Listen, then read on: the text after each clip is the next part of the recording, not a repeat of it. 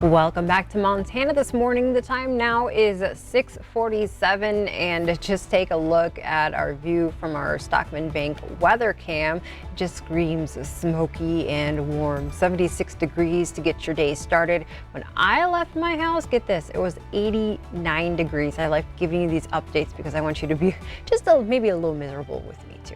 All right, let's go ahead and jump into news. Our top story this Tuesday, the countdown is on. The first day of class for Billings Public Schools just 34 days away. And the start of this school year will look much different than the end of last. Superintendent Greg Upham said masks will likely not be required for students and staff.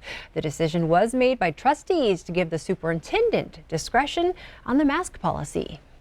Not meant as a secret way to invoke masking. It's meant to give us continued tools in the toolbox in the case that we have to move quickly or be nimble with whatever's presented to us. I hope that we don't need masking.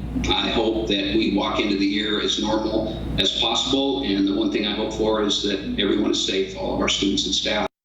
Before last night's vote, they heard an hour of public comment from parents urging them to do away with the mask policy altogether. All classes will be in person, and the school district won't be responsible for contact tracing COVID-19 cases. The district is working with the county health department on how tracing will be handled.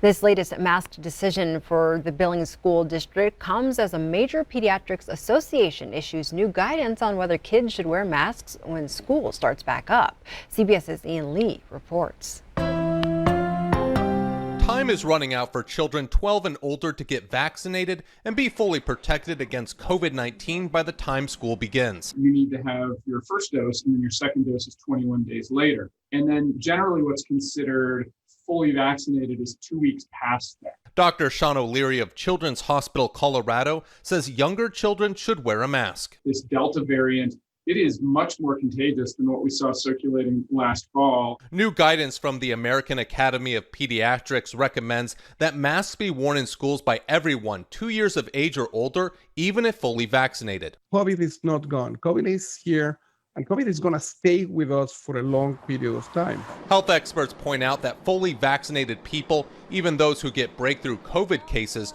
are rarely ending up in the hospital. What we're seeing is the person that got vaccinated is home with mild illness, and other family members that are not vaccinated are in the hospital potentially with more severe illness or even in the intensive care unit. In North Dakota, where fewer than half of adults are fully vaccinated, 40% of hospitalizations are people between the ages of 18 and 49. Because the older folks are protected, the cases that you see and the deaths that you see are going to be in that younger, healthier age group just because they're not vaccinated. A CBS News YouGov poll found among those unvaccinated, 74% said they would not get immunized even if their own doctor recommends the vaccine. Ian Lee, CBS News. That poll also found over the last month an increasing number of unvaccinated adults are worried about the side effects, don't trust the government, and don't trust the science. Back here in Billings, an investigation is underway by OSHA after a vault fell on top of a man at a bank construction site in the Heights. As of our last update, we're told the man was critically injured. It happened Monday morning at the site of a future Chase Bank on Main Street. We're told workers were moving the 6,000-pound vault on a cart when it toppled over and fell onto the man. Workers were able to lift the vault off of him before emergency crews arrived. They said the victim was breathing when he was taken from the scene. The construction superintendent on scene said multiple businesses were doing work, and it's unclear which company the man worked for.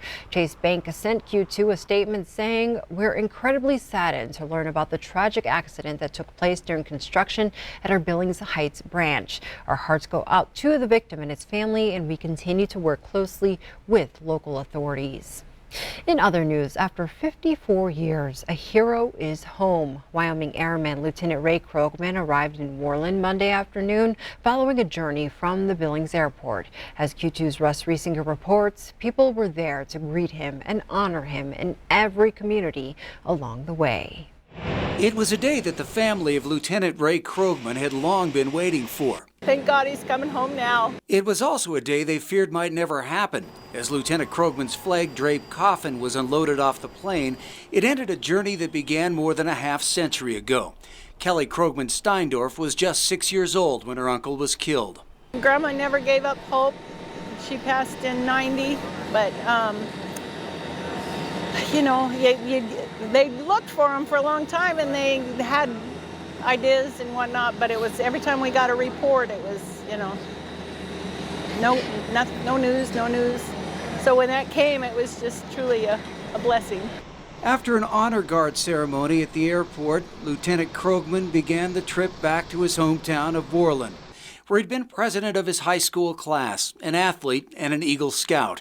People lined up along the procession route to pay their respects, including one troop of scouts. Well, I felt it was important to be here today because it's definitely not every day that we find remains, especially as old as the Vietnam War.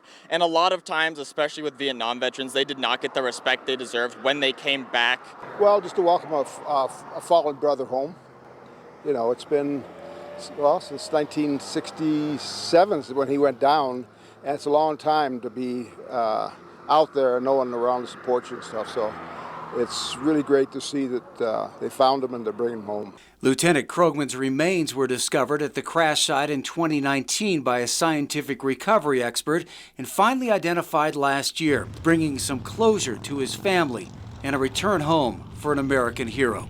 We've waited for a long time to come home. We just never dreamed it would be with all this fanfare and honor to have all the military and you know, the Patriot Riders and everything. It's just truly a blessing. Thank you very much, Russ. A public ceremony for Lieutenant Krogman is set to take place in Worland on Wednesday morning at 11 o'clock at the Worland Middle School. Well, in Fire Watch, fire crews are battling flames just 9 miles southwest of Colstrip this morning. The Slough Grass Fire is estimated between 9,000 and 12,000 acres in size. First reported just before noon yesterday. This is video Rosebud County Disaster Emergency Services shared last night. While crews work to create fire lines, they're also working against steep and rugged terrain. The Robertson Draw Fire near Red Lodge flared back up and evacuation warnings were reissued. At 29,000 acres and 85% containment, fire activity near the Sealy Creek drainage caused authorities to issue the warning Monday evening. The warning is for homes along the Rock Creek drainage from Point of Rocks just south of Red Lodge, following south on Highway 212. People with medical, functional, or other needs should consider evacuating if possible. Meanwhile, the Buffalo Fire near Huntley is now fully contained. The fire started Friday and burned 3 structures. Crews spent Monday on mop-up duty. Governor Greg Gianforte says the state secured a FEMA grant to cover 75% of the firefighting costs for this fire. The Harris Fire near Joliet is now 80% contained and should be completely out in the next few days. Burning 2,600 acres, there are more than 100 crew members conducting mop-up and making sure it doesn't spark up again. And the firefighter who was severely injured in the Harris Fire on Friday went through surgery yesterday. Dan Stephenson is at the University of Utah Burn Center and is communicating with family and fellow firefighters. He's expected to stay at the Burn Center for about 6 months. Going now to the U.S.-Canada border. Come August 9th, the Canadian border will reopen to vaccinated Americans. The reopening allows for non-essential travel, but only for fully vaccinated Americans, and they won't have to quarantine. This comes as lawmakers have criticized the border closure for splitting up families and battering tourism in states like Montana.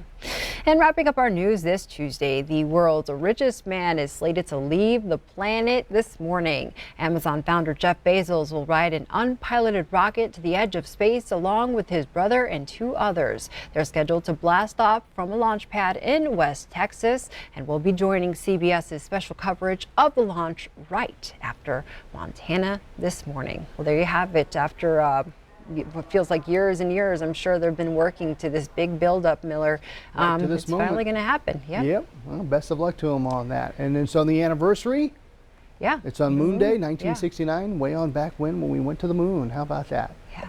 Interesting stuff. All right, so we'll be definitely taking a look at that. Hey, the big story for us, of course, we got the smoke out there this morning and the air quality's poor, and that smoke, it looks like it's going to linger for most of the day today. Maybe by later this afternoon, we'll see it clear up just a bit. Don't count on it. And of course, we are staying hot. We do have a few shots of rain. We could see widely scattered showers today and maybe some isolated afternoon thunderstorms. We're going to hold on to a slight chance of isolated or even just spotty showers Wednesday and Thursday, and then we're dry as we get into Friday into the weekend. As you take a look across Yellowstone County, yeah, you can see that haziness out there. It's a little smoky than it was 24 hours ago when we woke up, and it may be that way when we get up tomorrow morning as well. 77 at the airport. Humidity is at 45%. Winds out of the northwest at about 10 miles an hour. Take a look at temperatures across the viewing area, mainly in the 70s, but we've got some 60s. 69 in Harlingen. Down in Gardner, we're sitting at 66. We've got 59 in White Sulphur Springs, but look at those 70s. 76 in Huntley. Hardin at 77. We've got Ingomar at 73. Colstrip at 78. We've got 60s and 70s across the state right now. You'll notice we've got that monsoonal moisture coming in. Already starting to see that rain roll through. We've seen some of the heavier stuff just around Hammer along the High Line. Some rain out of Butte going into Bozeman, into Lewistown right now. And that's making its way toward our area. So hopefully, and it's about a 30% chance. So not everybody's going to see the rain. And as these storms possibly roll through, they could be dry thunderstorms, meaning the rain won't hit the ground, but we could see gusty winds and lightning, which would add to the fire woes out there. Remember, we still have those fire weather warnings in place. Let's talk about that rain as we go along later this afternoon. Here comes those widely scattered showers. You can see some reds mixing in there, indicating maybe some heavy rain or even some thunderstorms. And then we're going to hold on to maybe a slight chance of rain tomorrow into Thursday before we get dry again as we head into the weekend. Now, it's not going to be as hot as it was yesterday. We saw some record highs yesterday, but it's still going to be hot nonetheless. We have a bit of a cool down, so we still have those excessive heat warnings in place. So over the course of the next several days, if you can stay indoors in the air conditioning as much as you can would be a good idea. If you have to head outside, be sure to keep yourself hydrated. Limit your time out there, and you might want to throw on some sunscreen. That would be a good idea. High today of 88 in Livingston with that chance of thunderstorms. Chance of thunderstorms in Cody as well with a high of 86. We'll go with a high of 97 today in Miles City with a good bit of cloud cover. 95 in Sheridan. And here in Billings, we'll go with a high of 96, holding on to the 90s for the foreseeable future. The next couple of days, like I mentioned, slight chance we could see some rain. Time now is 6:59 and exciting moments ahead. Jeff Bezos is getting ready to take off with his crew into space, and we'll join CBS this morning right after this for their special report. But the countdown's on once again. There was a minor delay. They were supposed to be taking off here in the next 30 seconds or so, but now we have 12 minutes until takeoff, so you can keep watching CBS this morning for that. And it all lands on Moon Day. Jeff Bezos is very much inspired by our moon history. What do you think it smells like in this spaceship? Like a new car? Maybe. Maybe they have one of those little pine tree air fresheners. Have a great day. We'll see you back here tomorrow.